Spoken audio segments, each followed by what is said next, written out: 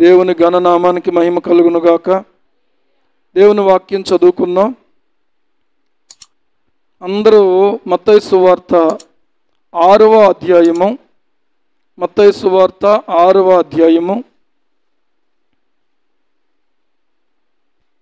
9వ వచనం నుండి 15వ వచనం వరకు ఈ భాగమంతా కలిసిపోయింది. అందరం కలిసి చదువుదాం. నేను ఒక వచనం చదువుతాను, మీరందరూ కలిసి ఒక వచనం చదవండి. కాబట్టి మీరు ఇలాగూ ప్రార్థన చేయుడి.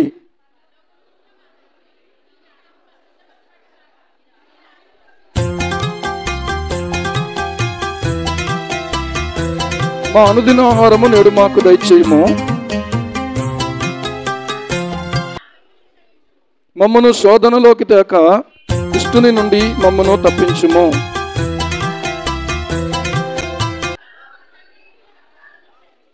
మీరు మనుషుల అపరాధములను క్షమింపకపోయిన ఎడల మీ తండ్రియు, ఈ చివరి వచనం అందరూ కలిసి చెప్పుదాం. మీరు మనుషుల అపరాధములను క్షమింపకపోయిన ఎడల మీ తండ్రియు మీ అపరాధములను క్షమింపడు. ఏం చేయడట?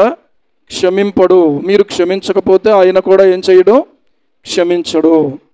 ప్రార్థన చేసుకుందాం. పరిశుద్ధుడైన మా తండ్రి, మహిమ కలిగిన మహారాజానికి స్తోత్రం చెల్లించుకొంచున్నాం. ఈ సమయంలో ఈ వాక్య భాగాన్ని మా ముందుకు మీరు ప్రభువా తెచ్చారు, దాన్ని బట్టి స్తోత్రాలు. ఈ పరిశుద్ధ లేఖనాలను నీ ఆత్మతో ప్రభువా నీ ప్రజలను నింపి నీ భక్తులను నాయనా నీవు వశపరుచుకొని నీ మూలముగా ఈ లేఖనాలను పలికించినందుకు స్తోత్రాలు చెల్లిస్తున్నాం. ఈ సమయమందు ఈ లేఖనాలను మేము ధ్యానించడానికి కూడా చాలినంత నీ అభిషేకాన్ని, చాలినంత నీ కృపను ప్రభువా, చాలినంత నీ జ్ఞానమును మాకు అనుగ్రహించమని బతిమాలుకొనుచున్నాం. ఈ సమయంలో ప్రభువా ఈ వాక్య భాగాన్ని దీవించండి. ఈ వాక్యములో నుండి మాతో కూడా మీరు మాట్లాడండి. యేసు ప్రభు నామములో ప్రార్థిస్తున్నాం మా పరమ తండ్రి, ఆమేన్, ఆమేన్. ఎవరు ఫోను మోగకుండా చూసుకోండి. మీరు క్రమశిక్షణ పాటించాలి. పెట్రోల్ బంకులో పెట్రోల్ కొట్టించే దగ్గర సెల్ ఫోన్ పెట్టి దాని మీద ఇంటూ మార్కు వేస్తున్నారు. చూసారా లేదా మీరు? పెట్రోల్ కొట్టించుకునేటప్పుడు ఒకవేళ మనం ఫోన్ వస్తే అక్కడే ఫోన్ మాట్లాడామనుకోండి, అది ఫైర్ అయిపోయే అవకాశం ఉందట. కాబట్టి మనం అన్ని చోట్ల ఫోన్ ఉపయోగించకూడదు. కొంతమంది ఎక్కడ ఉపయోగించాలో తెలియక ఎక్కడ పడితే అక్కడ ఉపయోగిస్తున్నారు. దేవుని మందిరంలో దేవుని సన్నిధిలోకి వచ్చిన తర్వాత కూడా మన ఫోన్ని మనం ఏం చేయాలంటే ఆఫ్ చేసుకోవడం మంచిది. అర్థమవుతుంది కదా? ఎందుకంటే ఇక్కడ మనం దేవుని స్వరాన్ని వినాలి, ఇక్కడ మనం దేవుని స్తుతించాలి, ఇక్కడ మనం దేవుని వాక్యం చేత మన జీవితాలను సరి చేసుకోవాలి. అలా కాని పక్షంలో మనం వచ్చింది నిరుపయోగం అయిపోద్ది. కాలేజీకి వెళ్ళే పిల్లలు ఎందుకు వెళ్తున్నారు అనంటే వాళ్ళు ఏదో ఒక గ్రూప్ సెలెక్ట్ చేసుకున్నారు, అందులో వారు చదువుకొని వారు ఉన్నతమైన స్థితికి ఎదగడానికి. స్కూల్కి వెళ్ళేటువంటి పిల్లలు స్కూల్లో చక్కగా చదువుకొని మరొక తరగతి పూర్తి చేసుకొని హై స్కూల్కి రావడానికి, హై స్కూల్లో ఉన్న పిల్లలేమో కాలేజీకి రావడానికి, కాలేజీలో ఉన్నవారేమో యూనివర్సిటీకి రావడానికి. అవునా కదా? అలా ఆధ్యాత్మికంగా కూడా మనం కూడా ఏం చేయాలంటే ప్రభు సన్నిధిలో ప్రియులారా ఆత్మలో మనము వర్ధిల్లాలి. యోహాను రాసినటువంటి 3వ పత్రిక 1వ వచనం మనం చదివినట్లయితే, ప్రియుడైనటువంటి యోహాను గాయునకు శుభమని చెప్పి సత్యమును బట్టి ప్రేమించు ప్రియుడైనటువంటి గాయునకు శుభమని చెప్పి వ్రాయునది.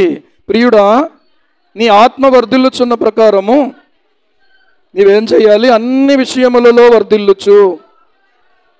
ఏం చేయాలి? సౌఖ్యముగా ఉండాలని ప్రార్థించుచున్నాను అని అంటున్నాడు.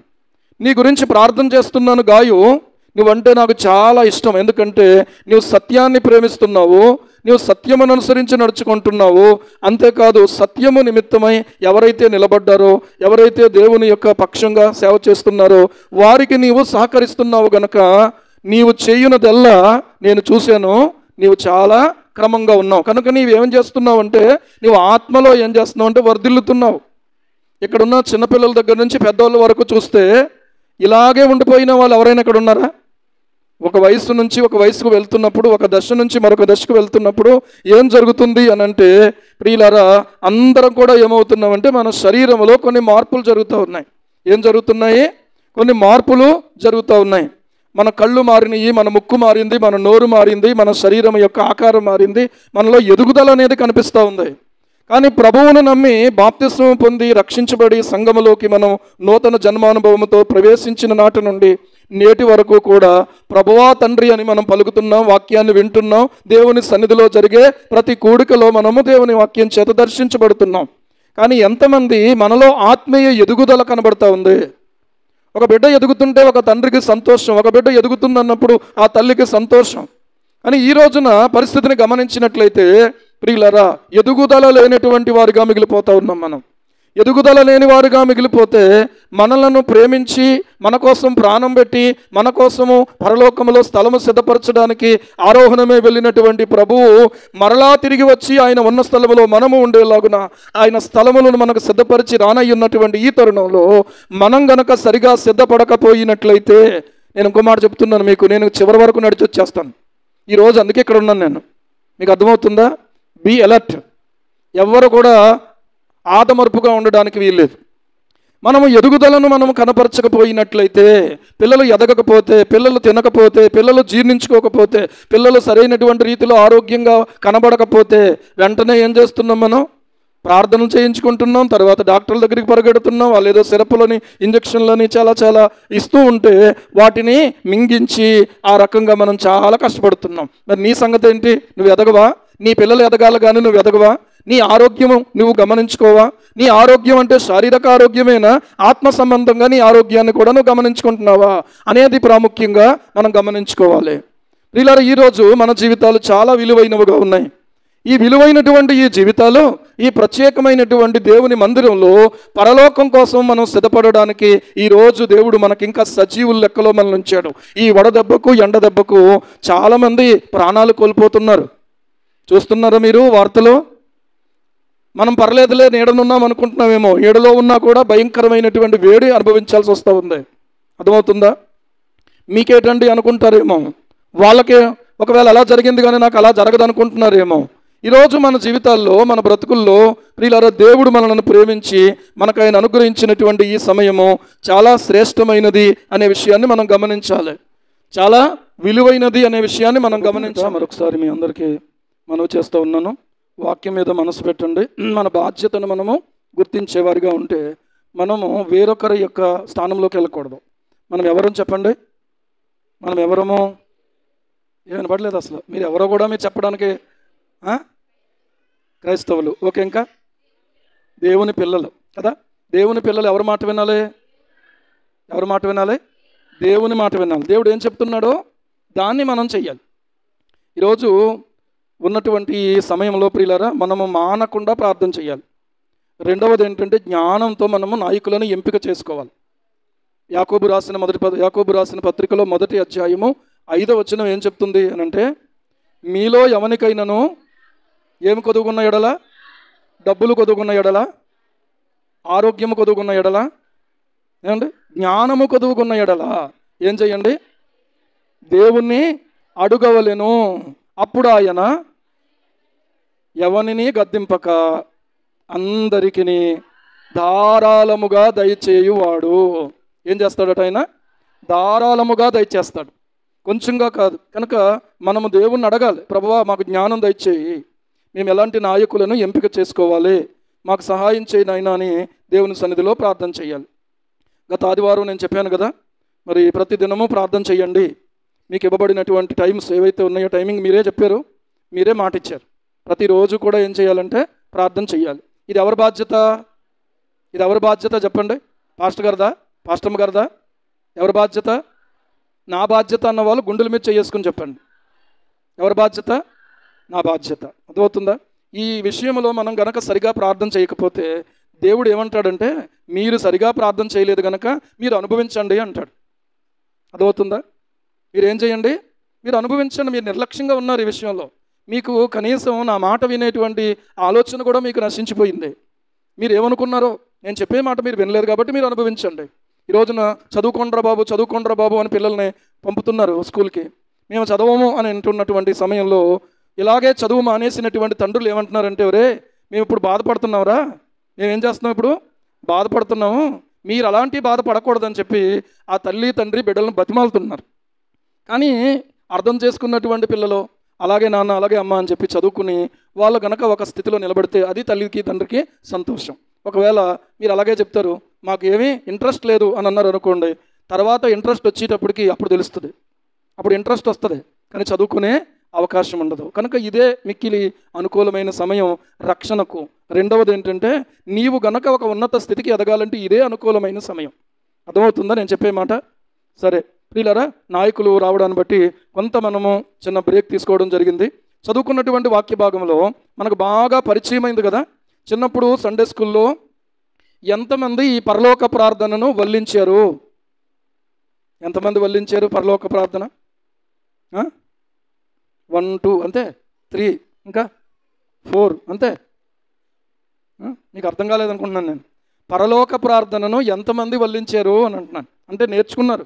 అర్థమైందా? పరలోకమందున్న మా తండ్రి నీ నామం పరిశుద్ధపరచబడుగాక, నీ రాజ్యం వచ్చునుగాక, నీ చిత్తము పరలోకమందు నెరవేరుచున్నట్టు భూమి యందు నెరవేరునుగాక, మా అనుదిన ఆహారం నేడు మాకు దయచేయము, మా రుణస్థులను మేము క్షమించిన ప్రకారం మా రుణములు క్షమించు, మమ్మల్ని శోధనలోకి తేక దుష్టుని నుండి కీడు నుండి తప్పించుము. చెప్పేయండి, మనుషుల అపరాధములను మీరు క్షమించిన ఎడల మీ పరలోకపు తండ్రి మీ అపరాధములు క్షమించును, మనుషుల అపరాధములు మీరు క్షమింపకపోయిన ఎడల మీ తండ్రియో మీ అపరాధములను క్షమింపడు. చిన్నప్పటి నుంచి నేర్చుకున్నదే. ఏం సుభాష్, నేర్చుకున్నావు లేదా? వదిలేసావా? అప్పుడు పెద్దోళ్ళు అయ్యాక వదిలేసావా? చెయ్యత్వే మరి చెప్పమంటానేమో. నేర్చుకున్నారు పిల్లలందరూ. అని ఈ రోజున ప్రియులారా నేను చెప్పబోయేటువంటి వాక్యం ఏంటంటే ఆయన నామం ఏమవ్వాలి అని అంటే పరిశుద్ధపరచబడాలట. ఇది మనందరి జీవితములలో మొట్టమొదట ఆశయమై ఉండాలి. ప్రభువును నమ్మినటువంటి, ప్రభువు సేవ చేసేటువంటి ప్రతి ఒక్కరి జీవితంలో కూడా మొదటి ఆశ అయి ఉండాలి ఇదే. సంవత్సరాలు ఒకవేళ తరిగిపోవచ్చు, మన వయస్సు పెరిగిపోవచ్చు, కానీ మన ఆశ ఏమై ఉండాలి? మన ప్రార్థన ఏమై ఉండాలి? మన ఆశయం ఏమై ఉండాలంటే నీ నామము పరిశుద్ధపరచబడునుగాక. చెప్పండి అందరూ.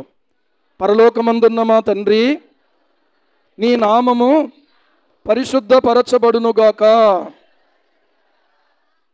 ఇది మన యొక్క ఆశయమై ఉండాలి. దేవుని ప్రజల ప్రార్థనకు ప్రియులారా వారు కాకుండా దేవుడే కేంద్రంగా ఉండాలి అని, స్వార్థపూరితంగా ఉండకూడదు అనే పాఠాన్ని మనం నేర్చుకోవాలి. స్వార్థపూరితంగా ఉండకూడదు అంటే నా ఇష్టం నెరవేరాలి, నా కోరిక నెరవేరాలి, నేను అనుకున్నది జరగాలి అని మనం కోరుకోకూడదు. మనం ప్రార్థన చేసేటప్పుడు మనం ఎవరికి ప్రార్థన చేస్తున్నామో ఆయన ఎలాంటి వాడో ఆలోచిస్తూ ప్రార్థన చేయాలి.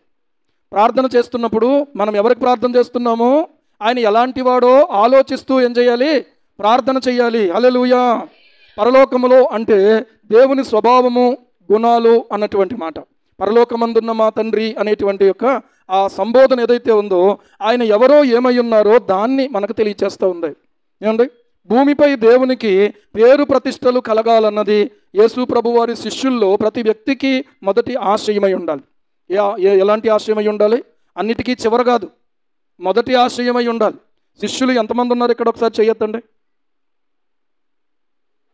అందుకే శిష్యులు అంటే తెలియాలి కదా మీకు. ఎవరు శిష్యులు? తండ్రి యొక్కయు పరిశుద్ధాత్మ యొక్కయు కుమారుని యొక్కయు పరిశుద్ధాత్మ యొక్కయు నామములో బాప్తిస్మము పొందినటువంటి వారు, సంఘములోకి చేర్చబడినటువంటి వారు శిష్యులు. అర్థమవుతుందా? ఈ శిష్యులైనటువంటి వారికి ఉండవలసినటువంటి మొదటి ఆశయము ఏంటంటే ప్రియులారా, భూమిపై దేవునికి పేరు ప్రతిష్టలు కలగాలి. ఆయన పేరు ఎక్కడ తక్కువ చేయబడకూడదు, ఆయన ప్రతిష్ట ఎక్కడా కూడా తక్కువ అవ్వకూడదు, తక్కువ చేయబడకూడదు. నా వల్ల కానీ, నా కుటుంబం వల్ల కానీ, మరొకరి వల్ల కానీ ఏమవ్వకూడదంటే ప్రతిష్ట ఏమాత్రం కూడా తగ్గకూడదు. ప్రార్థనలో మాత్రమే కాక జీవితంలో కూడా వ్యక్తిగత విన్నపాల కంటే ఈ ఉద్దేశమే ముందు ఉండాలి. అంటే మన జీవితంలో ప్రియులారా ఈ జీవిత కాలం కూడా ఈ మాట గుర్తుపెట్టుకోవాలి. మనం ప్రార్థనలో మాత్రం వల్లించటమే కాదు, జీవితంలో కూడా నా దేవునికి ఏమి రావాలంటే పేరు రావాలి. దేవునికి స్తోత్రం. ఏమి రావాలి? పేరు రావాలి. ఎవరికి పేరు రావాలి? ఎవరికి పేరు రావాలి చెప్పండి? దేవునికి పేరు రావాలి. నిన్ను బట్టి ఆయనకు పేరు రావాలి. ఏమండి, ఈ రోజున దేవుని పేరు పెట్టుకున్నటువంటి మనమే దేవుని పేరును అవమానపరచగలిగినటువంటి వాళ్ళుగా మిగిలిపోతూ ఉంటాం. దేవునికి పేరు తీసుకుని వచ్చేటువంటి మనమే ప్రియులారా దేవుని ప్రతిష్టను తగ్గించేవారిగా మిగిలిపోయే ప్రమాదం ఉంది జాగ్రత్తగా ఉండకపోతే. ఇది మనం గమనించుకోవాలి. వేటికి పడితే వాటికి మనం ఆశపడే వాళ్ళుగా ఉంటే కొన్ని విషయాలలో మనము దేవుని పేరును తగ్గించిన వాళ్ళుగా మిగిలిపోతాం. కాబట్టి చాలా జాగ్రత్త. మీరు ఏది చేసినా కూడా దేవుని పేరును ప్రతిష్టను దిగజార్చేటువంటి ఆలోచనలు ఏమాత్రం కూడా జరగకుండా చూసుకోవాలి. ఈ విషయాన్ని గురించి ఒక మాట చెప్తాను. ఒక కూతురు ఒక అబ్బాయిని ప్రేమించింది. ఏమండి, ఈ కులాలు వేరు. అలాంటి సమయంలో ఆ తండ్రి కూతురికి చెప్పాడు, మనకు బోల్డంత ఆస్తుంది, నీకు ఒక మంచి సంబంధం చూసి పెళ్లి చేస్తాను. నాన్న, నేను సంతోషంగా ఉండడం నీకు కావాలా, లేకపోతే నీవు అనుకున్నట్టుగా ఎవరినో తీసుకొచ్చి నువ్వు నాకు పెళ్లి చేస్తే నా జీవితం ఏమైనా సంతోషంగా నేను ఉండగలుగుతానా అని ఇద్దరికీ కూడా చాలా వాదం జరిగింది ఇద్దరి మధ్యలో. చివరికి ఈ తండ్రి నా కూతురు ఏం చెప్పినా వింటలేదు కాబట్టి వాడిని నేను నరికేస్తాను, వాడిని నేను చంపేస్తాను తీర్మానం చేసుకున్నాడు. ఎందుకంటే మన కులం కానివాడు, మన కులం కానటువంటి వానితో వియ్యం అందడం, ఆ పెళ్లి చేసుకోవడం నాకు ఇష్టం లేదు, వాడు అల్లుడు అని పిలిపించుకోవడం నాకు ఇష్టం లేదు, నా ఇంట్లోకి రావడం ఇష్టం లేదు, నా ప్రతిష్ట ఏమైపోవాలి, నా పేరేమైపోవాలి అని చెప్పి పేరు కోసం ఏం చేశాడంటే ఆ యొక్క ప్రియులారా కత్తిని సిద్ధపరచుకుని వాడు ఎక్కడైతే ఉంటాడో అక్కడ తన కన్న కూతురు ఎదురుగానే ఏం చేశాడో తెలుసా, వాడిని ముక్కలుగా నరికేశాడు. కులం పేరుతో జరుగుతున్నటువంటి హత్యలు ఇవన్నీ కూడా. ఎందుకు ఆయన అలా చేశాడు అంటే, నా పేరును, నా కూతురు ఇలా చేస్తే కనుక నా పేరు ఏమవుతుంది, అవమానపరచబడుతుంది, నా ప్రతిష్ట ఏమవ్వాలి అనే ఆలోచనతో ఏం చేశాడు అని అంటే అంత ఆలోచన చేసేసుకున్నాడు. కానీ ఇక్కడ ఒక మాట ఆలోచన చేస్తే, అంటే పేరు ప్రతిష్టల కోసం మనుషులు ఎంతగా ప్రాకులాడుతున్నారు అనేది ఒకవైపు ఆలోచించుకోవాలి. కానీ ఇలా జరగకూడదు ఏ ఇంట్లోనూ కూడా. నేను ఆ విషయం జరిగినప్పుడు, ఆ సంఘటన జరిగినప్పుడు ఆ విషయంలో చాలా కన్నీళ్లతో దేవుని పాదాల చెంత ప్రార్థన చేశాను. ఏ కుటుంబంలోనూ ఇలా జరగకూడదు. ఏమండి, మొదటనే ఏం చేయాలంటే ఒక అమ్మాయి అయినా ఒక అబ్బాయి అయినా ముందుగానే తెలుసుకోవాలి విషయం అవునా కాదా, తల్లిదండ్రులకు చేరవేసి ఆ తర్వాతనే నిర్ణయం తీసుకుని ఆ తర్వాతనే చేసుకోవాలి అని ఈ రోజున కొంతమంది ఇలా జరిగిన తర్వాత చెప్తున్నారు. కానీ ప్రియులారా, కొంచెమైనా ఆనవాళ్ళు తెలియకుండా ఉంటుందా, కొంచెమైనా గమనించుకోకుండా ఉంటారా? అంటే పర్లేదులే, నా కూతురు అలాంటిది కాదు అనుకునే ఆలోచన, నా కొడుకు అలాంటి వాడు కాదు అనేటువంటి ఆలోచన. ఆ ఇంట్లోనేమో కొడుకు లేనటువంటి లోటు. ఆ తర్వాత వాళ్ళిద్దరూ కలిసి మ్యారేజ్ చేసేసుకున్నారు. అర్థమవుతుందా? మ్యారేజ్ చేసుకున్న తర్వాత ఈ తండ్రి ఆ యొక్క అల్లుడిని నరికేశాడు. ఇప్పుడు ఆ అమ్మాయికి బట్ట లేకుండా చేశాడు, విధవరాలు అయిపోయింది. ఏమండి, పేరు కోసం చేసిన పనిది. కనుక ఈ సమయంలో ప్రియులారా, మన పేరు కోసం మనం ప్రాకులాడే వాళ్ళంగా కాకుండా దేవుని పేరు కోసం మనం ప్రాకులాడే వాళ్ళగా మనం ఉండాలనేది మొదటిగా మనం తీసుకోవలసిన ఒక ఖచ్చితమైనటువంటి నిర్ణయం. ఏంది? ఎవరి పేరు? దేవుని పేరు. నేను ఏం చేయాలి? నిలబెట్టాలి. దేవునికి స్తోత్రం కలుగును గాక. హల్లెలూయా. ఈ రోజున ఆలోచన చేయండి. వారి ప్రార్థనలు, మన ప్రార్థనలు, మన అభిలాషలు, మన చర్యలు, మన మాటలు అన్నీ ఇదే లక్ష్య సాధన కోసం అయ్యి ఉండాలి. ఇందులో యేసు ప్రభువే మనకు ఆదర్శం. దీన్ని మనం ఆచరించడానికి యేసు ప్రభువునే మనం ఆదర్శంగా తీసుకుందాం. వీళ్ళ మత్తయి సువార్త 5వ అధ్యాయం 16వ వచనం చదివితే అక్కడ రాయబడతా ఉంది. మత్తయి సువార్త 5:16 చదివితే, మనుషులు మీ సత్క్రియలను చూచి పరలోకమందున్న మీ తండ్రిని మహిమపరచున్నట్లు వారి ఎదుట మీ వెలుగు ఏం చేయండి? ప్రకాశింపనివ్వండి. అంటే మనుషులు మీ సత్క్రియలను చూచి, దేవునికి స్తోత్రం, ఏ క్రియలను చూచి? మీ యొక్క మంచి క్రియలను చూచినప్పుడు వాళ్ళు ఏం చేస్తారో తెలుసా? పరలోకమందున్న తండ్రిని మహిమపరుస్తారు. అలా మహిమపరచున్నట్లుగా మీరు ఏం చేయండి అంటే మీ వెలుగును ప్రకాశింపనివ్వండి. అంటే ఇప్పుడు నీలో ఉన్నటువంటి దేవుని వెలుగు, ఆ ప్రకాశత ఇతరులు తెలుసుకోగలగాలంటే నీ యొక్క సత్క్రియలను బట్టే తెలుసుకోగలుగుతారు. ఒకవేళ నీ క్రియలు చెడ్డ క్రియలుగా ఉన్నాయి, నీ మాటలు చెడ్డ మాటలుగా ఉన్నాయి, ఒకవేళ నీ పనులు చెడ్డ పనులుగా ఉన్నాయి అనుకోండి, దేవుని నామాన్ని అవమానపరుస్తారు వాళ్ళు. దేవుని వాక్యంలో స్పష్టంగా దేవుడు తెలియచేస్తూ ఉన్నాడు. కనుక చాలా జాగ్రత్త. యోహాను సువార్త 8వ అధ్యాయం 29వ వచనంలో యేసుక్రీస్తు ప్రభువారు ఈ రీతిగా మాట్లాడుతూ ఉన్నారు. యోహాను సువార్త 8వ అధ్యాయం 29వ వచనం, నన్ను పంపినవాడు నాకు తోడై ఉన్నాడు, ఆయనకి ఇష్టమైన కార్యము నేను ఎల్లప్పుడూ చేయుదును గనుక ఆయన నన్ను ఒంటరిగా విడిచిపెట్టలేదని చెప్పాను. ఏమండి, పరమ తండ్రి గురించి ఆయన చెప్తున్నాడు, నన్ను పంపినవాడు నాకు తోడై ఉన్నాడు, నేను ఏది చేసినప్పటికీ కూడా ఆయనకు ఇష్టమైన కార్యమును నేను ఎల్లప్పుడూ చేయుదును. అంటే నేను ఎప్పుడు ఏది చేసినా కూడా నా తండ్రికి ఇష్టమైన కార్యాన్నే నేను చేస్తాను. నా తండ్రికి ఇష్టము కానిది నేను చెయ్యను. కాబట్టి ఆయన నాకు తోడుగా ఉన్నాడు అని అంటూ ఉన్నాడు. హల్లెలూయా. ఈరోజున ఆలోచన చెయ్యండి. మనం చేసే ప్రతి కార్యము కూడా దేవునికి ఇష్టమైన కార్యమేనా? ఒకసారి ఆలోచించుకోండి. ఇష్టమైనటువంటి కార్యమైతే దేవునికి స్తోత్రం, ఇష్టము కాని కార్యమైతే దానివల్ల నీకు నష్టము, నీ కుటుంబానికి నష్టము, దానివల్ల నీ యొక్క కుటుంబమును ప్రియులారా సమస్య తెచ్చిపెట్టుకున్నవాడు అవుతావు. కనుక నీకు ఇష్టమైన తండ్రి, నీకు ఇష్టమైన కార్యమని నేను ఎల్లప్పుడూ చేయుదును, ఆయనకి ఇష్టమైన కార్యాన్ని నేను చేస్తాను. యేసుక్రీస్తు ప్రభువారు బాప్తిసం పొంది నీళ్ళలో నుంచి ఒడ్డుకు రాగానే ఆకాశం తెరవబడింది. ఎక్కడ? బాప్తిసం ఇచ్చి యోహాను చేతిలో బాప్తిసం పొంది ఆయన నీళ్ళలో నుంచి ఒడ్డుకొచ్చారట. ఒడ్డుకొచ్చినప్పుడు ఆకాశం తెరవబడింది. ఆకాశము తెరవబడగా ఆకాశంలో నుండి ఒక శబ్దం వచ్చింది. మత్తయి సువార్త 3వ అధ్యాయము ఒకసారి మీరు చూడండి. మత్తయి సువార్త 3వ అధ్యాయము 17వ వచనం 16వ వచనం. యేసు బాప్తిసం పొందిన వెంటనే నీళ్ళలో నుండి ఒడ్డునకు వచ్చెను. ఇదిగో ఆకాశము తెరవబడెను. దేవుని ఆత్మ పావురము వలె దిగి తన మీదికి వచ్చుట చూచెను. ఏమన్నాడు ఆయన? ఆ శబ్దము ఏమని చెప్తా ఉన్నారు అనంటే, మరియు ఇదిగో ఈయనే నా ప్రియ కుమారుడు, ఈయన యందు నేను ఆనందించుచున్నానని ఒక శబ్దము ఆకాశము నుండి వచ్చెను అని చెప్పబడతా ఉంది. ఈయనే ఎవరో తెలుసా? నా ప్రియ కుమారుడు. ఈయన యందు ఏం చేస్తున్నాను? నేను ఆనందిస్తున్నాను. ఈ రోజున తండ్రి తన కుమారుని యందు ఆనందించకపోతేనట బుద్ధి లేని కుమారుడు అని బైబిల్ చెప్తుంది. బుద్ధి లేని కుమారుడు తల్లికి దుఃఖము పుట్టించును, జ్ఞానము గల కుమారుడు తండ్రిని సంతోషపరచును. అంటే జ్ఞానం కలిగిన కుమారుడు తన యొక్క ప్రియులారా తండ్రిని సంతోషపరచడానికి ఆలోచించుకోవాలి, తన తల్లిని సంతోషపరచడానికి ఆలోచించుకోవాలి. ఇప్పుడు ఏం జరుగుతుంది అని అంటే, కాస్త కొంచెం ఇంకా తెలివితేటలు ప్రియులారా కొంచెం పెరుగుతున్న తర్వాత ఏమండి, ఏదైనా సరే బయటికి వెళ్ళి చేసుకుందాం అనుకుంటున్నారు. ఏదైనా సరే బయటకు వెళ్ళి చేసుకుందాం అనుకుంటున్నారు. సామర్లకోటలో కొంతమంది పిల్లలు కలిసి ఒక వాగు దగ్గరికి వెళ్ళారు. అదేదో సీతపల్లి వాగు ఏదో అని విన్నాను. ఆ వాగులోకి వెళ్తే ఆ వాగు లోపల ప్రియులారా ఆ నీరు అంతగా లేదు. ఒక చోట వాళ్ళ ఊబిలోకి 2 పిల్లలు దిగిపోయారు. 2 పిల్లలు దిగిపోతే వాళ్ళు చచ్చిపోయారు. ఇంతకీ అందులో చిన్నపిల్లలు, యవనస్తులైనటువంటి పిల్లలు. ఏమంటే 2 పిల్లలు చనిపోయారు. వాళ్ళ డెడ్ బాడీస్ ఇంటికి చేరినప్పుడు ఎంత కలవరం ఏర్పడిందో. ఎందుకు ఇలా జరుగుతున్నాయి ఇలాంటి సంఘటనలు? కారణం ఏంటి అని అంటే, తల్లిదండ్రులు ఎక్కడికి వెళ్ళారు? ఆంటీ, అంకుల్ తప్పకుండా మేము చూసుకొని సరదాగా వెళ్ళి మళ్ళీ వచ్చేస్తామని చెప్పి వాళ్ళు తీసుకొని వెళ్తూ ఉన్నారు. వెళ్ళినటువంటి తర్వాత అదుపు తప్పుతున్నారు. లేకపోతే మరికొంచెం ప్రియులారా వాళ్ళు సంతోషంగా సరదాగా వాళ్ళు చేసే పనుల వల్ల ఏమంటే కొలంలో కొట్టుకుపోతూ ఉన్నారు, లేకపోతే ఊబిల్లో దిగిపోతూ ఉన్నారు. అది ఊబి అని వాళ్ళకి తెలియదు. ఇప్పుడు వాళ్ళు ఎవరి సంతోషాన్ని వెతుకుతూ వెళ్ళారు? అక్కడికి ఎవరి సంతోషాన్ని వెతుకుతూ వెళ్ళారు వాళ్ళు? ఎవరి సంతోషం అంటే ఫ్రెండ్స్తో కలిసి సంతోషించడానికి వెళ్ళారు. తల్లి ఉందా కూడా, తండ్రి ఉన్నాడా? లేరు. కాబట్టి ఏమి జరిగింది అని అంటే, అక్కడ అంత నష్టం జరిగింది. ఎక్కడైనా నష్టం జరిగిందా? దగ్గర తల్లి కానీ తండ్రి కానీ ఉంటే అలాంటి నష్టం జరగదు. అర్థమవుతుందా? ఒకరికొకరు మాట్లాడుకొని వెళ్ళిపోవడం ఆ రకమైనటువంటి భయంకరమైన పరిస్థితులకు దారితీసి ఆ తర్వాత గుండెలు బాదుకునే పరిస్థితిలోకి వెళ్తున్న ఈ పరిస్థితులలో కొంచెం జ్ఞానం కలిగి ఆలోచించుకోవాలి. జ్ఞానము గల కుమారుడు తన తండ్రిని సంతోషపరచును. 10వ అధ్యాయము సామెతల గ్రంథం 1వ వచనం. సామెతల గ్రంథం 10వ అధ్యాయం 1వ వచనం. జ్ఞానము గల కుమారుడు తన తండ్రిని సంతోషపరచును. తండ్రికి సంతోషం కలిగించే విషయం ఏంటి? ఏమండి, తను బాగా ఉండడం, క్రమంగా ఉండడం, హద్దుల్లో ఉండడం, ఎక్కడికి వెళ్ళినా కూడా ఏమండి, నాన్న నేను ఇక్కడ ఉన్నాను, నువ్వు కంగారు పడకు అని ఒక అకౌంటబుల్గా ఉండడం. ఈ రోజున ఆలోచన చేస్తే పెద్దవాళ్ళకు కూడా జ్ఞానం లేదు. కొంతమందికి యవనస్తులైన పిల్లలకి నేను చెప్తున్నాను, పెళ్ళైన వాళ్ళకు కూడా. ఎందుకు జ్ఞానం లేదు అంటే, ఫోన్పేలో డబ్బులు ఉంటున్నాయి. ఒకవేళ డబ్బులు లేకపోతే అరే ఒక 500 కొట్టు నాకు అంటే కొట్టివాడు ఒకడు ఉంటున్నాడు.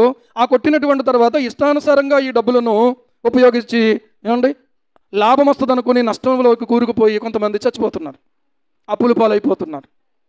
ఏమండి ఎందుకు? కారణం ఏంటంటే జ్ఞానం లేక. పెద్దవాళ్ళు అయిన తర్వాత అవసరాల కొలది ప్రియులారా, అవసరం కొలది ఏమంటే అప్పులు చేసుకొని కొంతమంది అప్పుల పాలైపోయి తీర్చలేక బుర్ర పనిచేయక ఆత్మహత్యలు చేసుకుంటున్నారు. జ్ఞానము లేకపోవడం వల్ల ఇదంతా జరుగుతుంది. కనుక జ్ఞానం కలిగి ఆలోచన చేసుకోవాలి. నీకు ఎంత సమర్థత ఉంది, నువ్వు ఎంత చెయ్యొచ్చు, ఎంతకైతే నువ్వు సరిపోతావు అనేది ఆలోచన చేసుకోకుండా ఉంటే ఖచ్చితంగా ఏమవుతావంటే నష్టపోయే ప్రమాదం ఉంది. చదువుకుంటున్నావా? చదువు మీద కాన్సన్ట్రేట్ చేయాలి. చదువు అయిపోయింది, ఇప్పుడు వెకేషన్స్ వచ్చినాయి. ఈ వెకేషన్స్లో చక్కగా కంప్యూటర్ నేర్చుకునో, లేకపోతే ఇంకొకటి నేర్చుకునో చక్కగా పనిలోకి వెళ్ళో. ఏమంటే కొంతమంది పిల్లలు ఎంత జ్ఞానంతో పనిలోకి వెళ్ళి వచ్చే సంవత్సరం మళ్ళీ నెక్స్ట్ అకాడమిక్ ఇయర్ జూన్లో స్టార్ట్ అవుతుంది కాబట్టి ఈ 10 రోజులు లేకపోతే 20 రోజులు పనుల్లోకి వెళ్ళి డబ్బులు సంపాదించుకొని ఫీజులు కట్టుకోవడానికి సిద్ధపడినటువంటి పరిస్థితి. ఏమండి ఈ రోజున జ్ఞానంతో ఆలోచించుకోవట్లేదు. తల్లి తండ్రికి దుఃఖాన్ని మిగులుస్తున్నారు. ఈరోజు వాళ్ళ ప్రాణాలు పోతున్నాయి. తీరనటువంటి దుఃఖము, మాననటువంటి గాయం మిగిలిపోతూ ఉంది. అలాగే దేవుని వాక్యాన్ని బట్టి కూడా ప్రభువును నమ్మి విశ్వసించినటువంటి మన జీవితాల్లో కూడా ప్రియులారా ఎవరినో సంతోషపరచడానికి దేవుని దుఃఖపరిచేటువంటి అజ్ఞానులం అయిపోతున్నాం మనం. ఎవరినో సంతోషపరచడానికి దేవుని నుంచి దూరం అయిపోతున్నాం మనం. అక్కడ ఏమున్నది? దేవుని నుంచి దూరం అయితే అక్కడ ప్రమాదం ఉంది, అక్కడ నష్టం ఉంది. అక్కడ ఏమున్నది అని అంటే మన జీవితాల్లో ప్రియులారా చిక్కులు ఉన్నాయి అనే విషయం మనం మర్చిపోద్దాం. ఇక్కడ గమనించండి, యోహాను సువార్త 8:29లో యేసు ప్రభు వారు చెప్తున్న మాట ఏంటి? నేను ఆయనకి ఇష్టమైన కార్యమని నేను ఎల్లప్పుడూ చేయుదును. ఆయన ఎక్కడ కూర్చున్నా తండ్రికి ఇష్టమైన చోటే కూర్చుంటాడు. ఆయన ఏం మాట్లాడినా తండ్రికి ఇష్టమైన మాటలే మాట్లాడతాడు. ఆయన ఏం చేసినా కూడా తండ్రికి ఇష్టమైతే తాను బాధపడినా పర్లేదు, కానీ తండ్రి ఇష్టం నెరవేర్చడం కోసం, నీ కోసం నా కోసం ఆయన ఏం చేశాడు? నీ కోసం నా కోసం ఆయన ఏం చేశాడు? తన్ను తాను అప్పగించేసుకున్నాడు. హల్లెలూయా! ఏం చేశాడు ఆయన? తన్ను తాను అప్పగించేసుకున్నాడు. ఏం చేయడానికి అప్పగించుకున్నాడు? నిన్ను రక్షించడానికి అప్పగించుకున్నాడు, నిన్ను విమోచించడానికి అప్పగించుకున్నాడు, నిన్ను విడిపించడానికి అప్పగించుకున్నాడు, నిన్ను బాగు చేయడానికి అప్పగించుకున్నాడు. ప్రియులారా, ఈ రోజున ఆలోచన చేస్తే అది ఎంత కష్టమైనటువంటి పని, ఎంత అవమానం పొందాల్సి వచ్చింది, ఎంత గాయం పొందాల్సి వచ్చింది, ఎంత బాధను అనుభవించాల్సి వచ్చింది అనే విషయాన్ని ఎప్పుడూ మర్చిపోద్దు.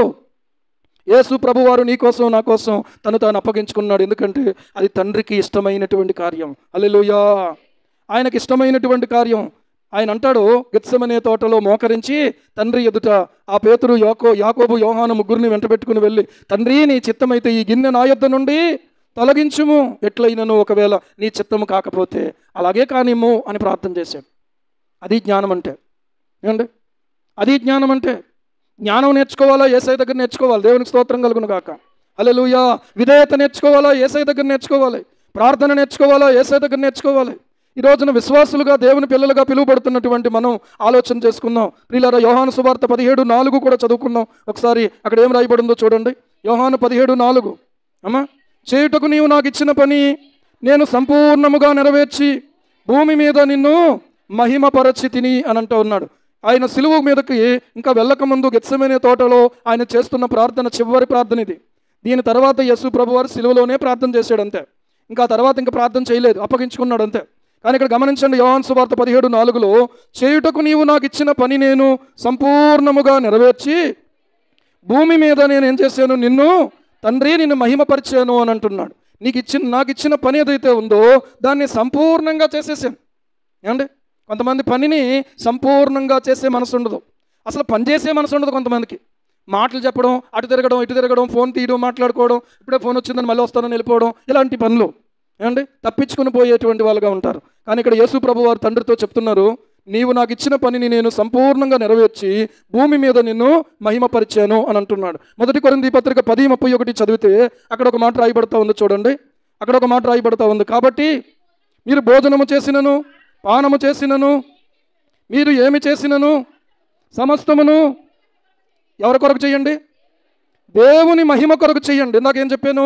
పరలోకమందున్న మా తండ్రి నీ నామము పరిశుద్ధపరచబడునుగాక అంటే అర్థం ఏంటి అని అంటే, ఆయనకు మహిమ కలిగించే విధంగానే మన యొక్క జీవితంలో ప్రతిదీ మనం కోరుకోవాలి. భోజనము విషయంలో ఆయనకు మహిమ కలిగించేదిగానే ఉండాలి.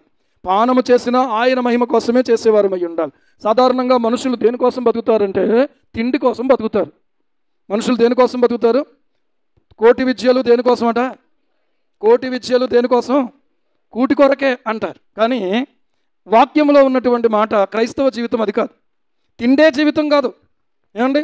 మనము ప్రియులారా ఈ విషయంలో కొంచెం హెచ్చరిక పొందుదాం. రోమాపత్రిక 14వ అధ్యాయము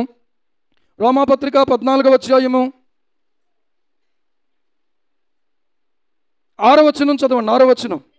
దినమును లక్ష్యపెట్టువాడు ప్రభువు కోసమే లక్ష్యపెట్టుచున్నాడు, తినువాడు దేవునికి కృతజ్ఞతాస్తుతులు చెల్లించుచున్నాడు గనుక ప్రభువు కోసమే తినుచున్నాడు.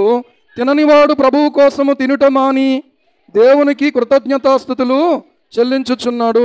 మనలో ఎవడునూ తన కోసమే బ్రతకడు, ఎవడునూ తన కోసమే చనిపోడు. మనం బ్రతికినను ప్రభువు కోసమే బ్రతుకుచున్నాము, చనిపోయినను ప్రభువు కోసమే చనిపోవచ్చున్నాము. కాబట్టి మనం బ్రతికినను చనిపోయినను ఎవరి వారమై ఉన్నాం? మనం ప్రభువు వారమై ఉన్నాం. మనం ఎవరి వారమై ఉన్నాము? ప్రభువు వారమై ఉన్నాం. ప్రభువు వారము కానివారు ఈ లోకంలో ఉన్నారు చాలామంది. ఎవరు వాళ్ళు? ప్రభువు వారు కానిలేదంటే ఎవరు వాళ్ళు? ఎవరు వారు అంటే లోకము, అపవాది సంబంధులు, అపవాదికి చెందినటువంటి వారు అన్నమాట. ఏమండి? We belongs to lord Jesus Christ. అర్థమవుతుందా? మనము ప్రభువుకు చెందిన వారు. ఈ గుంపులో ఉన్నటువంటి వారు తిండి కోసం బ్రతకరు, దేవుని కోసం బ్రతకడానికి తింటారు. అవసరమైతే దేవుని కోసం మానేసి అలాగున ప్రియులరా కూడా దేవుని స్తుతించేవారుగా ఉంటారు. తిండే జీవితం కాదు. అర్థమవుతుందా? అందుకనే మనకు ఒక నియమం ఉంది, ఏంటంటే వారానికి ఒక రోజు ఉపవాసం ఉండే నియమం. వారానికి ఒక రోజు ఉపవాసం ఉండే నియమం. ఇది మంచిది అని సైంటిస్టులు కూడా చెప్తున్నారు. రోజు పొద్దున్న టిఫిన్ తినేసి, మధ్యాహ్నం భోజనం చేసేసి, రాత్రి భోజనం చేసేసి, ఏమండి మధ్యలో మళ్ళీ స్నాక్స్ వేసేసి, అలా వంతెన మీదకి వెళ్తే మళ్ళీ అక్కడ ఫ్రైడ్ రైస్ వేసేసి, ఆ తర్వాత మళ్ళీ అక్కడ ఏ బజ్జీలు అంటే బజ్జీలు వేసేసి, అర్థమైందా? ఇవన్నీ వేసేసి ఏమండి ఎప్పుడూ తిండి అంట తిండి వెంబడి పడకూడదు. తగినంత తినాలి, ఏమంటే దేవుని స్తుతించడం కోసం తినాలి, దేవునికి స్తోత్రం, దేవుని మహిమపరచుకోవడం కోసం తినాలి. అంతేగాని ఈ రోజున తిండే జీవితం అయిపోతూ ఉంది. ఏమండి, ఈ రోజున మనం ఏం తిన్నా కూడా ఏం చేయాలంటే దేవుని కృతజ్ఞతాస్తుతులు చెల్లించి అప్పుడు మనం తినేవారిగా ఉండాలి. ఎందుకంటే దేవుడు మనల్ని ప్రియులారా ఆయన ప్రతిష్ట కోసం మనం ఏర్పాటు చేసుకున్నాడు. ఆయన ప్రతిష్ట కోసం దేవుడు మనల్ని ఏర్పాటు చేసుకున్నాడు. దేవుని ప్రతిష్ట విషయం ఒకవేళ మనము లెక్క చేయకపోతే గనక మన ప్రార్థనల్లో అనేకమైన ప్రార్థనలకు జవాబు రాదు. ఏమి రాదు చెప్పండి? జవాబు రాదు. ఎందుకు ఈ మాట ఎలా చెప్పగలను అని అంటే యాకోబు రాసినటువంటి పత్రిక 4వ అధ్యాయము 3వ వచనం చదవండి. మీరు అడిగినను మీ భోగముల నిమిత్తం వినియోగించుటకై దురుద్దేశముతో అడుగుదురు గనుక మీకేమవ్వట్లేదు, మీకు ఏమీ దొరకట్లేదన్న, మీకేమీ దొరకట్లేదు. ఏమండి, దొరకనిటువంటి జవాబులు కూడా కొన్ని ప్రార్థన చేస్తున్నాం కానీ జవాబులు దొరకవు. ఎందుకో తెలుసా? మీరు అడిగినప్పుడు మీ భోగముల నిమిత్తం వినియోగించుకోవడం కోసం అడిగితే అది దురుద్దేశంతో అడుగుతున్నారు కనుక మీకు అవి దొరకవు. అర్థమవుతుందా? మరి దేనికోసం అడగాలండి అని అంటే ప్రభువా నీ మహిమ నిమిత్తము మాకు దయచేయమని అడగాలి. దేవునికి స్తోత్రం. దాదాపు 2 సంవత్సరాల క్రితం సామర్లకోటలో స్థలం కోసం ప్రభువుని అడుగుతూ ఉన్నాం. ఈలోగా కారు అవసరమైంది, కారు కోసం అడుగుతూ ఉన్నాం. ఏదో ఒకటి ఈ సంవత్సరంలో దేవుడు ఇస్తాడు అని ఆశించాం, ప్రార్థన చేస్తున్నాం. ఇది ఎందుకోసం అంటే దేవుని మహిమ కోసం. నాకు అనిపించింది కారు కంటే ముందు ఏం కావాలంటే అక్కడ స్థలమే కావాలి. ఎందుకంటే సంవత్సరాల తరబడి అక్కడ సేవ జరుగుతుంది, అక్కడ మారుతున్నాం. అలా కాకుండా ఒక స్థలం అంటూ మనకుంటే ఆ స్థలాన్ని బట్టి మనకి ఇబ్బంది ఉండదు. దేవునికి స్తోత్రం. అయితే ప్రయత్నాలు జరుగుతున్నాయి. కొన్నిసార్లు మనం ఏం చేస్తాం తెలుసా? ప్రభువా అడుగుతున్నాము తండ్రి, మీరు అడుగు వాటిని నమ్మమన్నారు కాబట్టి మీరు ఇచ్చేసారని నమ్ముతున్నాము అని అంటాం. ఓకే, నమ్మాం కానీ దొరకదు.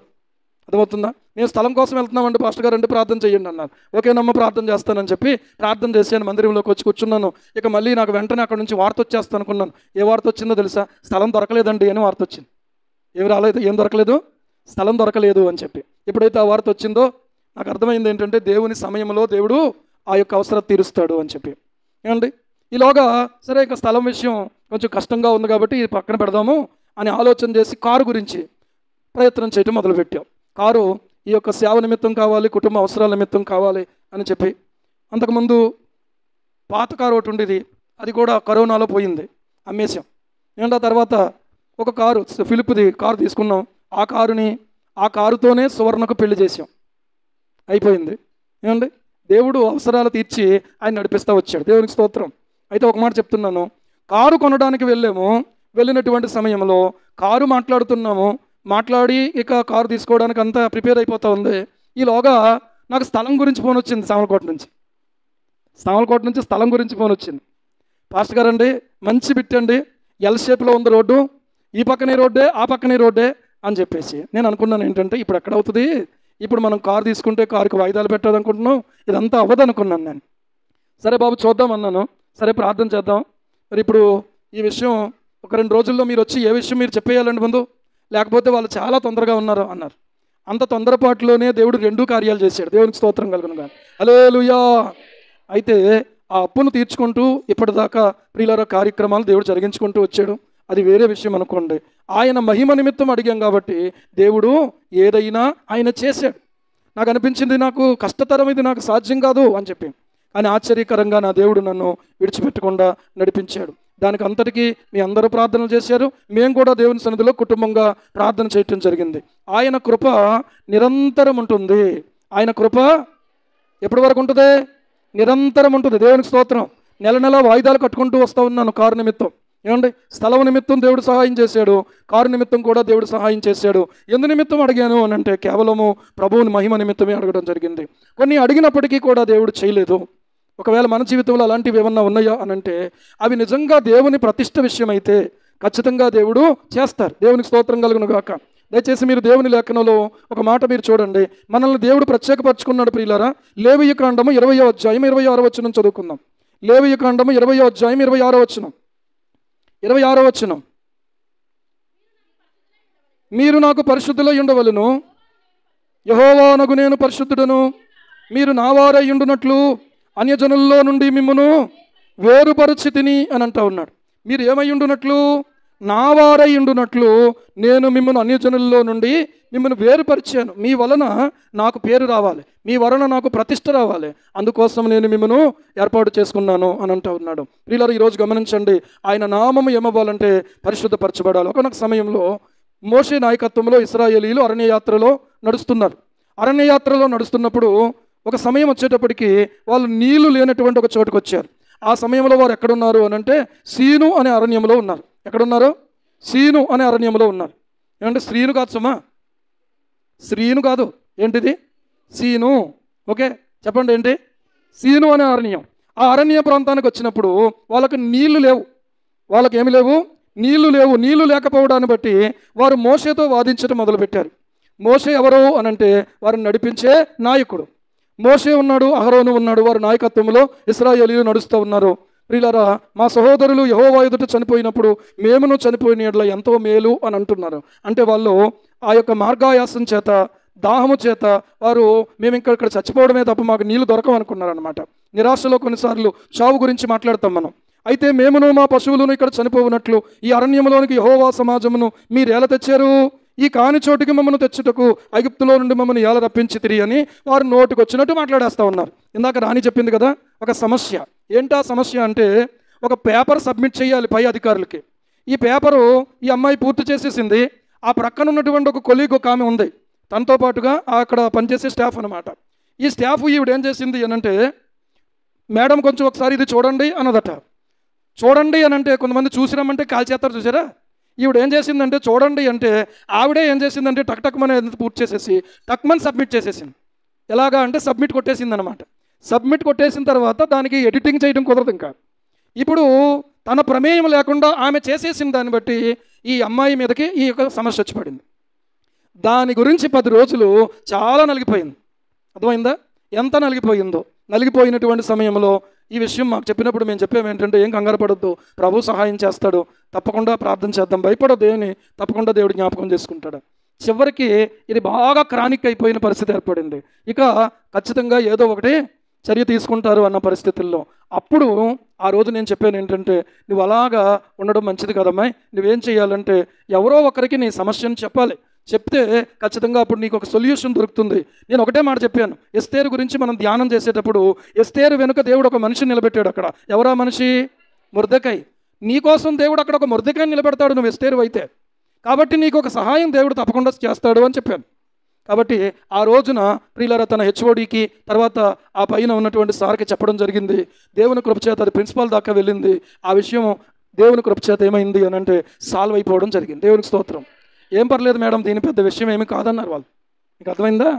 అంటే భయపడి టెన్షన్ పడిపోయి ఇక నాకు ఏంటి ఇంతవరకు చేసినటువంటి దానికి ఏమైపోతావు అనుకున్నటువంటి ఆలోచన. నేను అన్నాను, ఒకవేళ జీతం ఒకవేళ కట్ చేస్తారో చేసుకొని నువ్వు దాని గురించి మేమేమి కంగారు పడట్లేదు, లెక్క పెట్టొద్దు అని చెప్పాను. ఎంత చెప్పినా వినిపించుకునే పరిస్థితి ఒక్కొక్కసారి మనకు ఉండదు. అలాంటి పరిస్థితుల్లో ఒక రాత్రి ప్రియులారా కన్నీళ్లతో దేవుని సన్నిధిలో గోజాడుతూ ప్రార్థన చేయాల్సి వచ్చింది. ఆ ప్రార్థనకు జవాబుగా తెల్లవారే మంగళవారం విజ్ఞాపన ప్రార్థన, సాయంత్రానికి జవాబు వచ్చింది. సాయంకాలమున ఏడుపు వచ్చి రాత్రి ఉండినను ఉదయమున సంతోషం కలుగును అన్నాడు కదా దేవుడు. సాయంత్రానికి జవాబు వచ్చింది. అప్పుడు ఫోన్ చేసి ఏమందంటే, నిజంగా దేవుడు నా దగ్గరే ఉన్నాడు అంటాం. నిజంగా దేవుడు ఎక్కడున్నాడో నా దగ్గరే ఉన్నాడు. మనం కూడా ఇలాగ అనుకుంటాం కదా కొన్నిసార్లు, చాలా కలవరం ఉంటుంది కొన్నిసార్లు, కానీ ప్రభు మాత్రం మనం విడిచిపెట్టడం. కానీ ఇక్కడ మీరు జ్ఞాపకం చేసుకుంటే మోషేను వారు విసిగించేసి మమ్మల్ని ఇక్కడ చంపడానికి తెచ్చావు, మాకు ఇక్కడ గింజలు లేవు, అంజూరులు లేవు, ద్రాక్షలు లేవు, దానిమ్మలు లేవు, త్రాగుటకు నీళ్ళే లేవు అనేసారు వాళ్ళు. అనేస్తే మోషే దేవుని సమాజం ఎదుట నుండి వెళ్ళిపోయి ప్రత్యక్ష గుడారం ముందు సాగిలపడ్డాడు. సాగిలపడినప్పుడు అక్కడ దేవుని మహిమ కనిపించింది. దేవుడు అన్నాడు, నీవు ఈ ప్రజలను పోగు చేసుకుని నీ సహోదరుడైన అహరోనును నీ కర్ర తీసుకుని నీవేం చేస్తావంటే, ఇదిగో ఆ బండ దగ్గరకు వెళ్ళు, హోరేబులో ఉన్నటువంటి ఆ బండ దగ్గరకు వెళ్ళు, బండతో మాట్లాడు, బండ నీకు ఏం చేస్తుందంటే నీళ్ళనిస్తుంది అన్నాడు. ఏమండి, నీవు వారి ఎదుట ఆ బండతో మాట్లాడు, ఆ బండ నీకు నీళ్ళనిస్తుంది. ఆ బండలో నుండి నీళ్లు రప్పించి ఈ సమాజం అంతటికీ దాహం తీర్చేలాగా దేవుడు ఏర్పాటు చేశాడు. సమస్య ఉంది, కానీ అక్కడ దేవుడు సహాయం సిద్ధపరిచాడు. దేవునికి స్తోత్రం. అక్కడ నీళ్లు లేవు. అసలు ఈ జలరాశులన్నీ కలగజేసిన వాడు ఎవరు?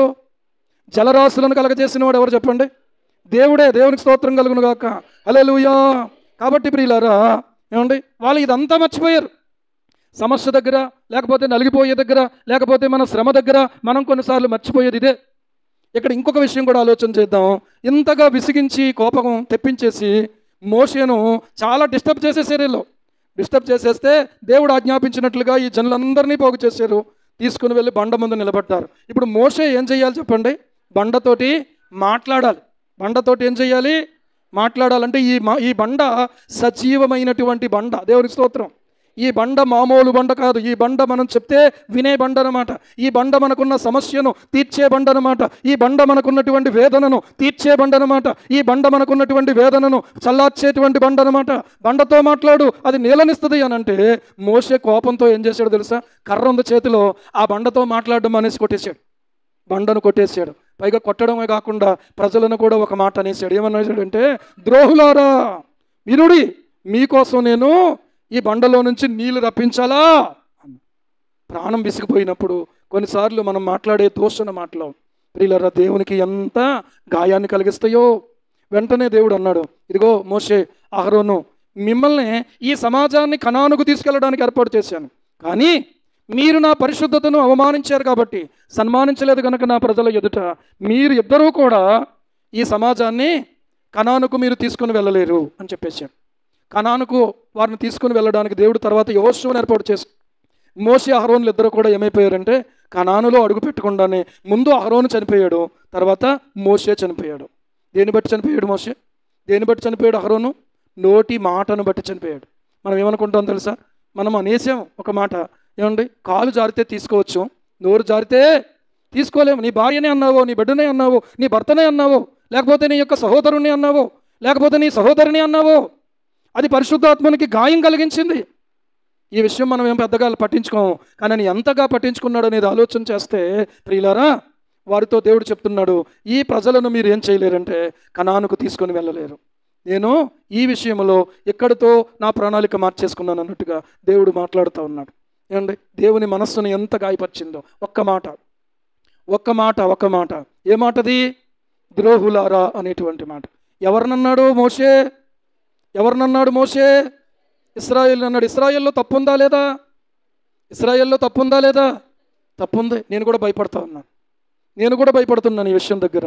నేను మధ్యాహ్న కాలం మంచి ఎండ టైంలో మందిరంలోకి వచ్చాను. మందిరంలోకి వచ్చి కూర్చుని ఈ వాక్యాన్ని ధ్యానం చేస్తూ ఉంటే, నీ నామం పరిశుద్ధపరచబడుగాక అనేటువంటి మాట, మోషే దేవుని నామాన్ని ఎలాగా అవమానపరిచాడనే విషయం జ్ఞాపకానికి వచ్చినప్పుడు హృదయం చాలా బరువెక్కిపోయింది. ప్రభువా, ఒకవేళ నేను ఎక్కడైనా నోరు జారి నీ నామాన్ని అవమానపరిచానేమో. మోషే నాయకుడు, ఇశ్రాయేలీయులు నీ ప్రజలు, ఒకవేళ నీ పరిశుద్ధ సమాజమును ఎన్నడైనా ఒకవేళ అందుకనే అప్పుడప్పుడు నేను చెప్తూ ఉంటాను, దయచేసి నా వలన ఎవరైనా ఇబ్బంది పడితే నన్ను మీరు క్షమించండి అని అడుగుతూ ఉంటాను. అర్థమైందా? ఎందుకంటే నాకు తెలుసు నేను దేవునికి భయపడుతున్నాను. మీరు బాగుపడాలనేదే నా కోరిక తప్ప మీరు ఏదో అయిపోవాలని నేను ఎవరి గురించి ఆశించట్లేదు. ఎవరు బాగోలేకపోయినా తెల్లవారే వరకు కూడా ఎలా ఉందో అని మదన పడేటువంటి మొదటి వ్యక్తిని నేనే ఎవ్వరు బాగోకపోయినా కూడా. మరి ఒక మాట ఎందుకు అనాల్సి వచ్చింది? నిన్నటి రోజు పిల్లల గురించి ఏడుపు వచ్చింది, యవనస్తుల గురించి ఏడుపు వచ్చింది, పెళ్ళైనోళ్ళ గురించి ఏడుపు వచ్చింది, పెద్దోళ్ళ గురించి ఏడుపు వచ్చింది. నా గురించి నేనే కన్నీళ్ళతో ప్రభు దగ్గర ఏడ్చాను. ఎందుకు చెప్తున్నాను తెలుసా? అనేసాం, కానీ ఆ మాటను తిరిగి తీసుకోగలమా? మనం చాలా చేస్తామండి. మనం ప్రార్థనలు చేస్తాం, ఉపవాసాలు చేస్తాం, కన్నీళ్ళతో దేవుని యొక్క సన్నిధిని ఎంతో గోజాడుతాం. కానీ ఒక్క మాటతో ఏం చేస్తున్నాం తెలుసా?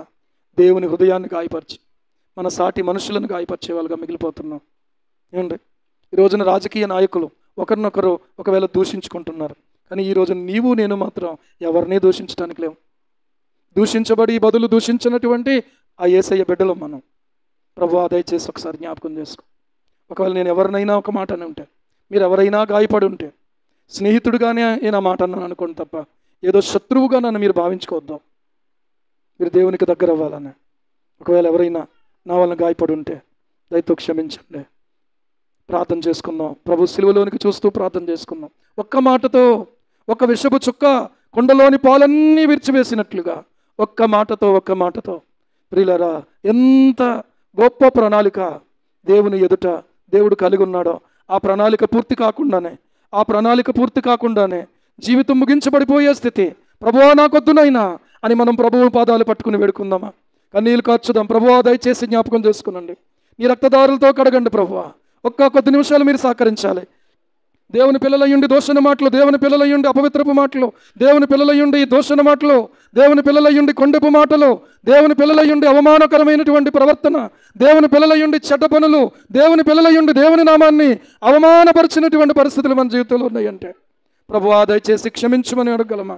ఒకసారి నన్ను జ్ఞాపకం చేసుకొనైనా నీ ప్రణాళికలో ఇంకా నేను ఎంతవరకు పని చేయాలో, నీవు నాకు ఇచ్చిన పనిని నేను సంపూర్ణంగా నెరవేర్చడానికి నాకు నువ్వు సహాయం చేయి ప్రభువా అని ప్రార్థన చేసేవారిగా ఉందాం. ఒకవేళ పరిచర్య దగ్గర కానీ, ఒకవేళ ప్రియులరా ఇచ్చిపుచ్చుకునే వ్యవహారాల దగ్గర కానీ ఎవరికి వాళ్ళ విశ్వాసులు మోకరించాలి. కన్నీళ్లతో దేవుని వేడుకోవాలి.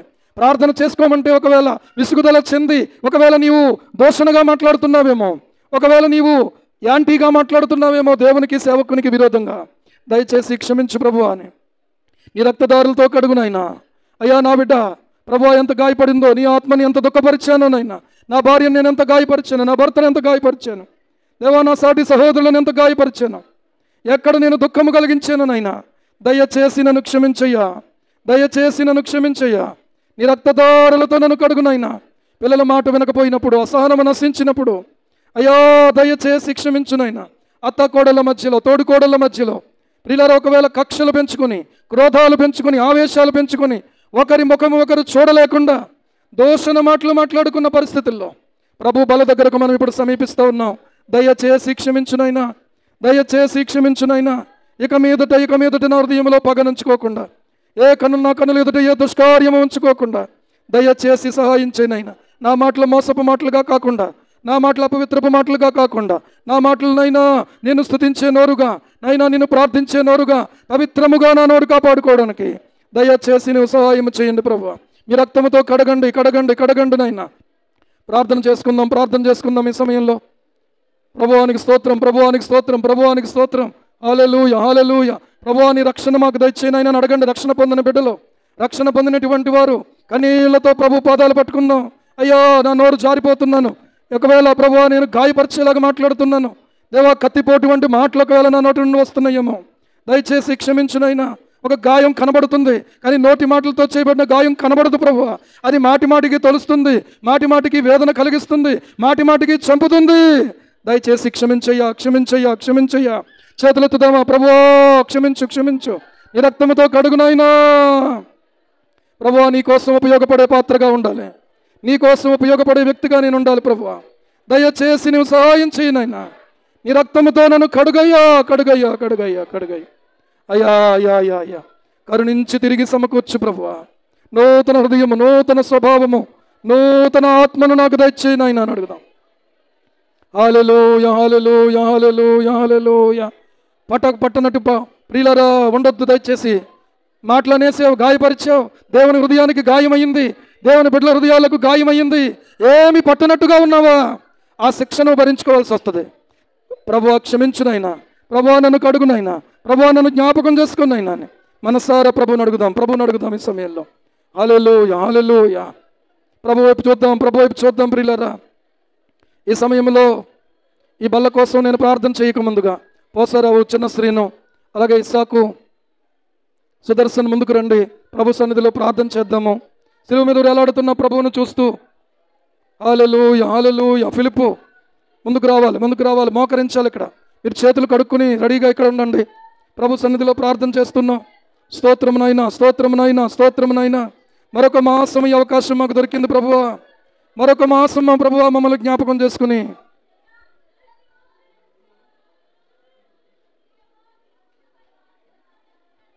స్తోత్రము రాజా. ఈ సమయంలో ప్రియులారా ప్రభు శిలువలోనికి చూస్తూ ప్రార్థన చేద్దాం. అవమానకరంగా మాటలు మాట్లాడేమా, కొండపు మాటలు మాట్లాడేమా, కిట్టని మాటలు మాట్లాడేమా, ఎవరి హృదయాలలోనైనా సరే మనం ఒకవేళ చెడ్డ మాటలు మనం నాటేమా, దయచేసి ఏ సంసారమైనా, ఏ కుటుంబమైనా, ఏ సహోదర బంధమైనా నష్టమైపోయిందా, దయచేసి క్షమించమని అడుగుదాం ప్రభు దగ్గర. ఈ సమయంలో ఈ రొట్టె కొరకు ప్రార్థన చేస్తూ ఉన్నాను. పరిశుద్ధులైన తండ్రి నీకు స్తోత్రాలు, వందనాలు ప్రభువా. శిలువ మీద వేలాడినటువంటి మా ప్రభువానికి వందనాలు. మా కోసం రక్తం కార్చిన ప్రభువానికి వందనాలు. మా కోసం అవమానం పొందిన ప్రభువానికి స్తోత్రాలు. మా కోసం గాయపడిన ప్రభువానికి స్తోత్రాలు. నా కోసం మా తండ్రి నీ యొక్క మహిమను విడిచినైనా నర శరీరధారివై పాప శరీరాకారాన్ని ధరించుకొని మనుషుల పోలికగా పుట్టి దాసుని స్వరూపాన్ని ధరించుకుని నిన్ను నీవు రిక్తులుగా చేసుకుని మా కొరకు అప్పగించుకుని నీవు కార్చినటువంటి ప్రభువా రక్తాన్ని బట్టి స్తోత్రాలు, అప్పగించుకున్న నీ శరీరాన్ని బట్టి స్తోత్రాలు నాయన. ఈ రొట్టెను మీరు ఆశీర్వదించండి ప్రభువా. నా దీన శరీరాన్ని నీ మహిమ శరీరంగా మార్చడానికి ప్రభువా ఇదిగో తన వాగ్దానం చేసినటువంటి రీతిగా ప్రభువా ఈ రొట్టెను నీ శరీరముగా మార్చి మాకు అనుగ్రహించండి.